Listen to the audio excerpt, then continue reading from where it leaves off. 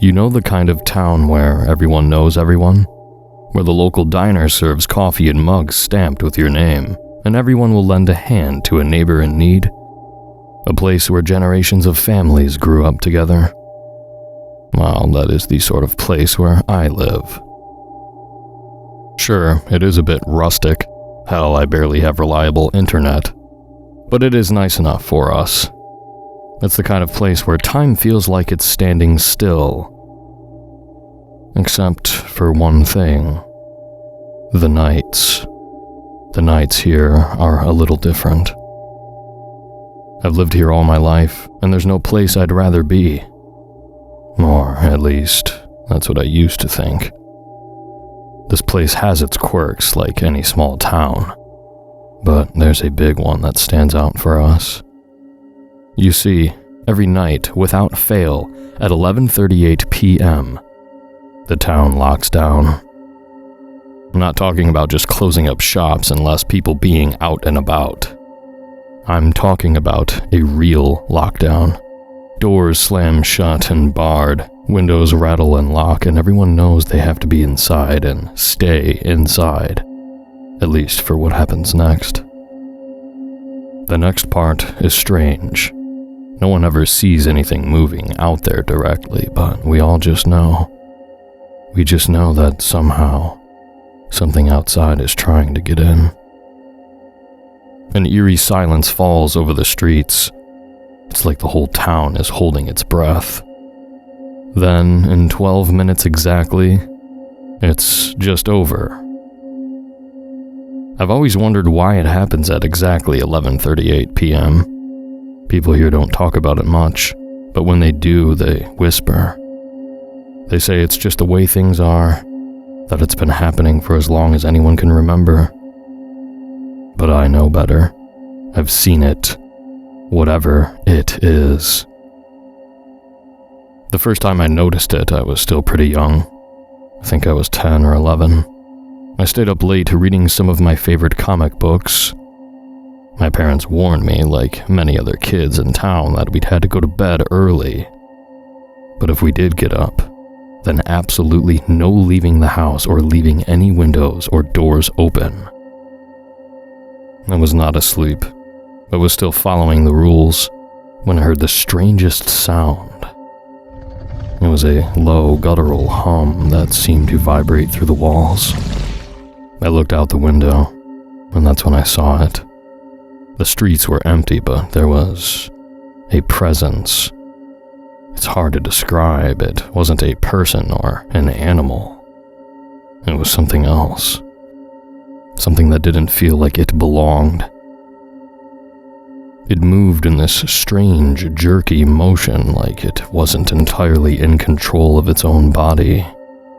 It radiated a disturbing sense of distortion that made my head hurt and my eyes had a difficult time focusing on it. I could feel this overwhelming sense of hunger that made my skin crawl. Before I knew it, it was over. It had passed my house and I realized I had been staring out my window in a hypnotic daze. It was almost midnight, and I went to sleep and did not tell my parents about the disturbing thing I had seen. I didn't see it again for years, but the feeling never left. Every night at 11:38 on the dot, when the town shuts down, I know it is there. We all try to act like it's not, just behave like we have a strict curfew and that nothing is really out there.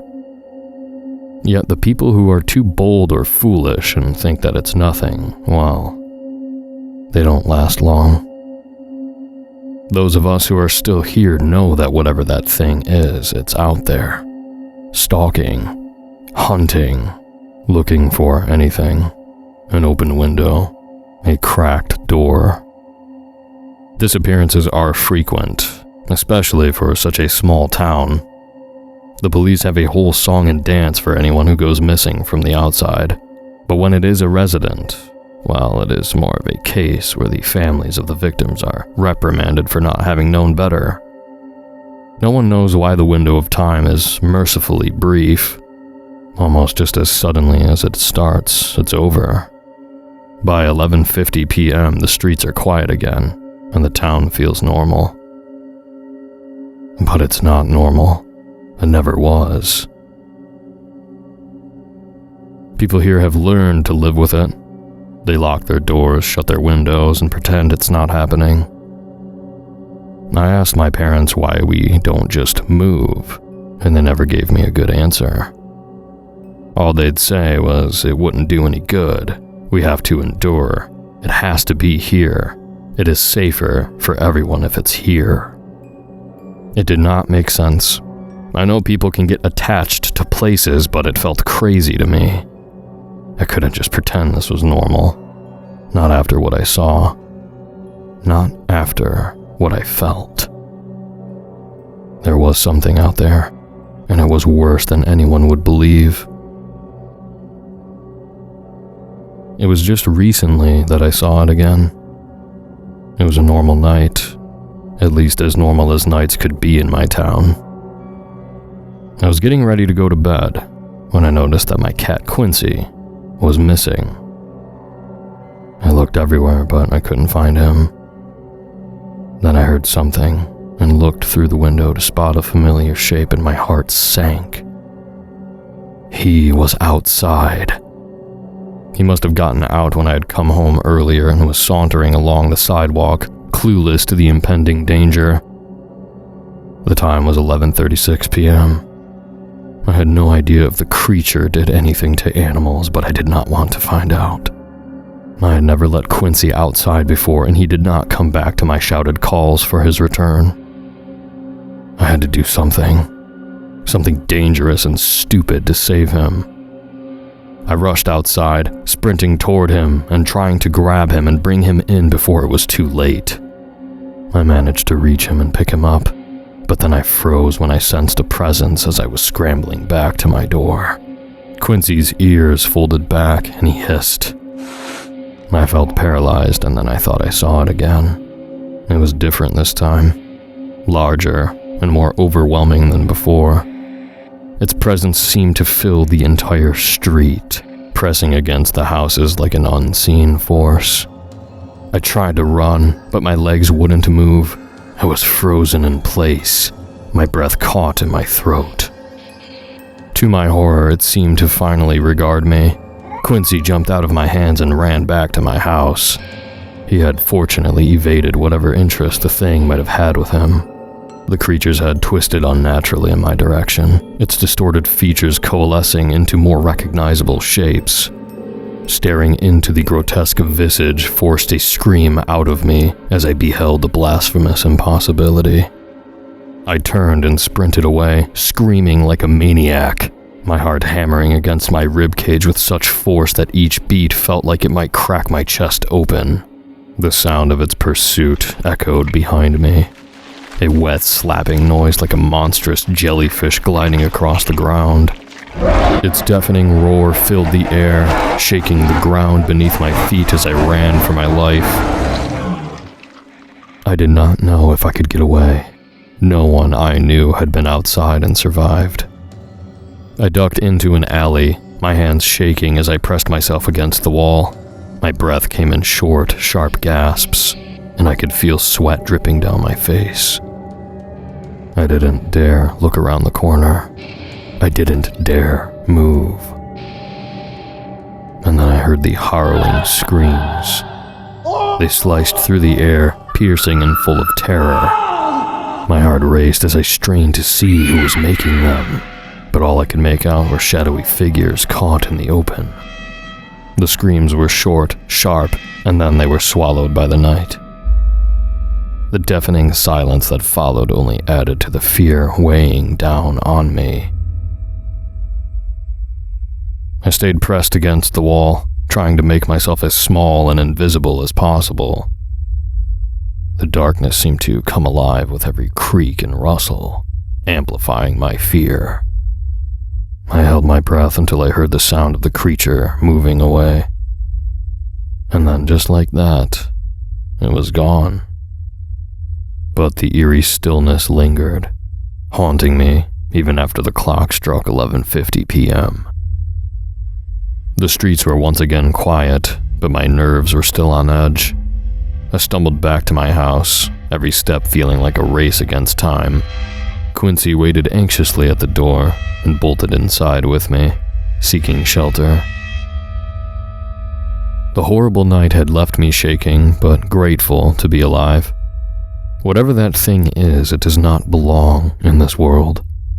It is not of this time or place, and its presence is so unsettling it makes your mind ache just to catch a glimpse of it. No one can tell of its origins. Maybe they are lost in the depths of history. But whatever its history, it remains. Always there, lurking in the shadows every night without fail. At that point, I did the only thing you probably think everyone should have done by now. I left my hometown.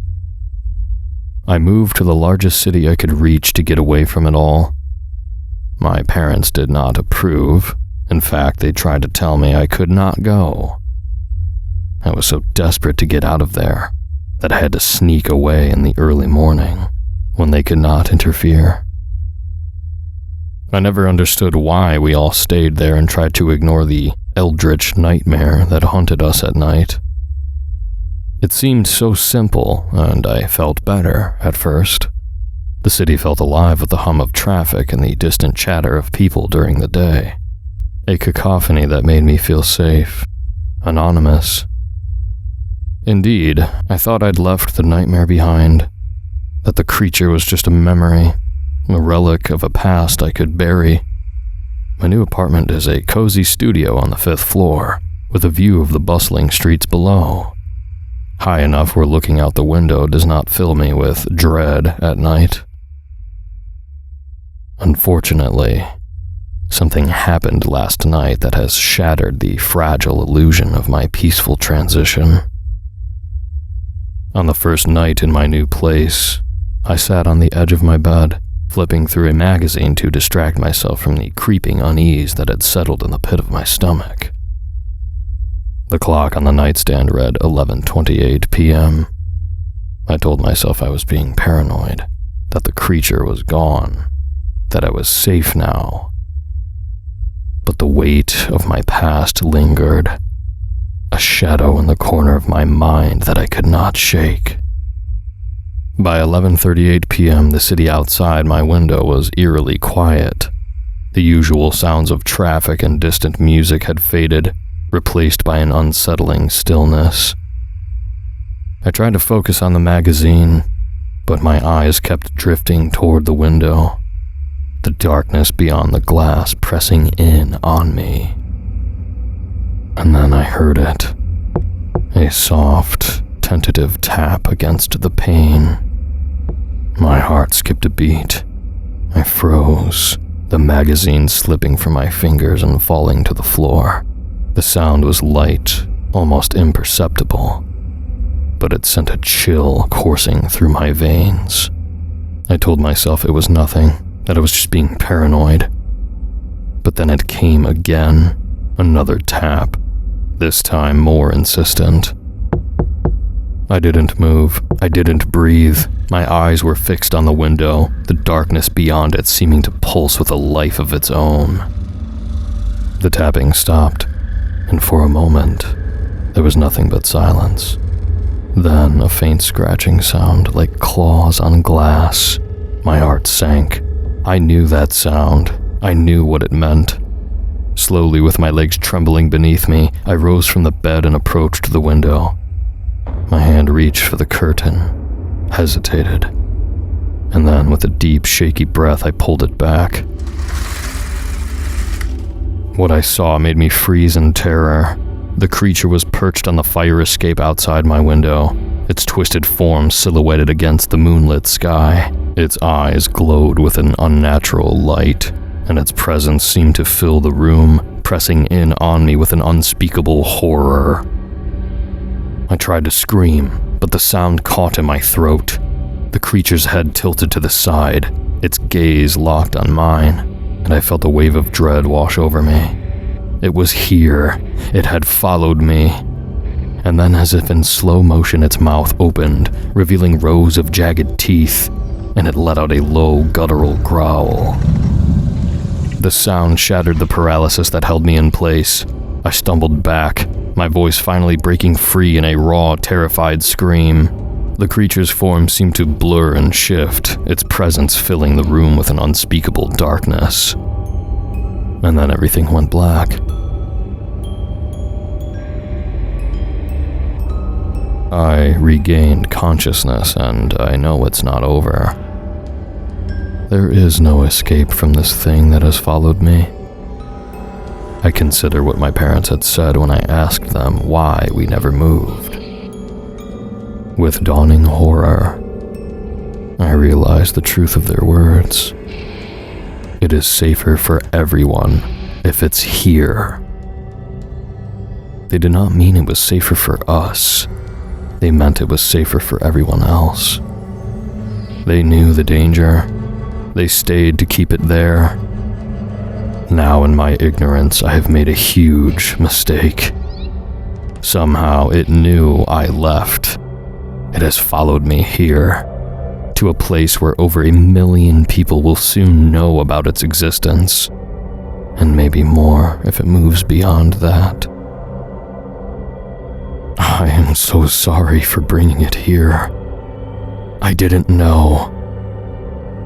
Please, for your own safety, stay inside between 11:38 p.m. and 11:50 p.m.